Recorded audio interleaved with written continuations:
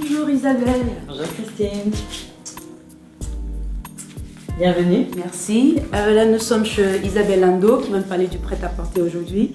Elle est l'une des rares stylistes qui fait du prêt-à-porter en Côte d'Ivoire.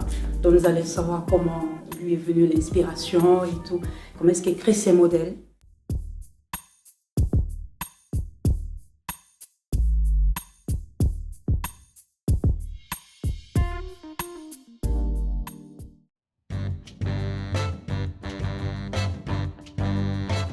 Là, nous sommes devant le rayon robes longues de ville, qui sont donc des robes qui sont très faciles à porter le week-end pour aller faire des courses.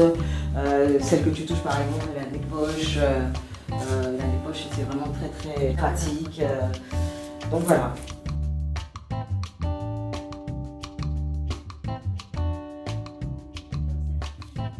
Elle est belle, vous avez vu les structures?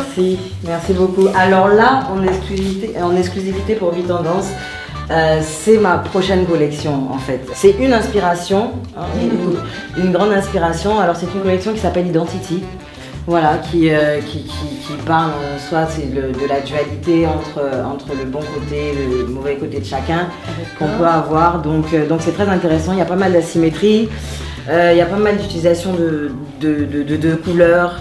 Il y a un design qui est assez structuré. Nous avons des pièces en uni, en tissu, en lin. D'accord, on a encore une ici. Et on a aussi des pièces mixées. Donc comme celle-ci qui est très mixée. Alors en fait, qui est très originale aussi. Et l'inspiration en fait, si vous regardez bien, c'est un petit peu inspiré des tenues des samouraïs. Donc avec des larges ceintures, avec l'effet portefeuille. Ah mais Isabelle, vous êtes allée chercher l'inspiration très loin. Ah, je suis allée chercher très loin, très très loin, je vous avoue.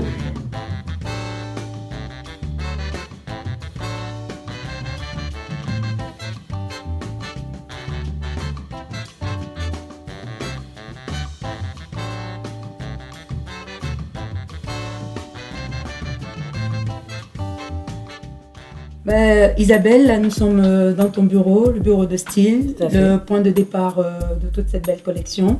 Donc tu vas nous expliquer comment est-ce que tu travailles et tout. D'accord, comme tu l'as souligné, c'est d'ici que tout part en fait.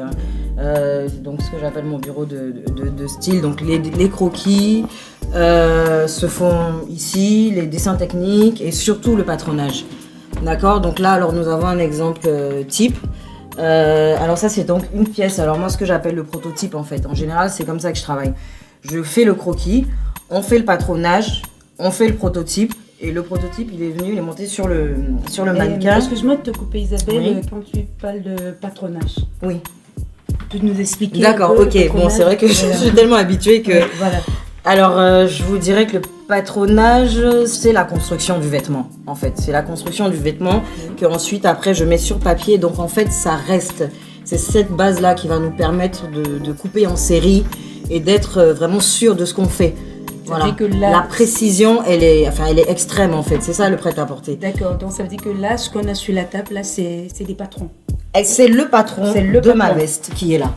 D'accord. Voilà, donc la veste elle est composée d'un milieu, d'un petit côté et de deux cols qui sont très bien représentés par ici en fait, tout simplement. Et donc quand j'ai fini mon patronage, je fais ce qu'on appelle le prototype qui est là. En général, il est mieux de le faire dans la matière souhaitée pour voir exactement le bon tombé et d'avoir le bon rendu en fait.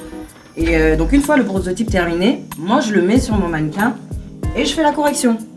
D'accord, donc là j'ai mon patronage, j'ai mon proto et j'ai mes épingles. Là j'avais déjà commencé à travailler dessus, donc je regarde, j'ai pas beaucoup de corrections à faire. Hein. Les corrections que moi je vois, c'est juste au niveau du col, resserrer un peu là. Quand je retourne, j'ai pas grand chose parce qu'en fait la veste c'est une veste qui se porte ouverte, elle ne se ferme pas. Ok. D'accord. C'est à partir vraiment donc une fois justement que j'ai vu mes corrections que j'ai apportées, je prends tout simplement mon stylo rouge qui est là et j'ai les corrections au niveau de mon col et tout simplement je corrige. Là, tout simplement. Et c'est ce qui va me permettre demain d'être très précise dans ce que je fais. Donc demain cette tenue là, il n'y aura pas de raté là-dessus. Parce que j'aurais déjà préparé, en fait. Et toutes les pièces, tous les vêtements qui sortent de mon atelier, toutes mes créations sont conçues comme ça. Voilà, une fois que justement moi j'ai fini d'apporter mes corrections, je vais passer à l'autre étape qu'on appelle la gradation. Alors la gradation, c'est le fait de passer d'une taille à l'autre. Donc la taille 38, 40, 42, 44, 46, 48, ça va après jusqu'à... Ça peut monter très très haut, jusqu'à 52. Haut. Moi personnellement, je me limite à la taille 46. À la taille 46, oui, c'est vrai qu'il faut habiller tout le monde. Exactement. Et après, une fois que la gradation est terminée, on passe à la production en série. Merci Isabelle de rien. Nous avoir montré comment on fait un vêtement, un prêt-à-porter.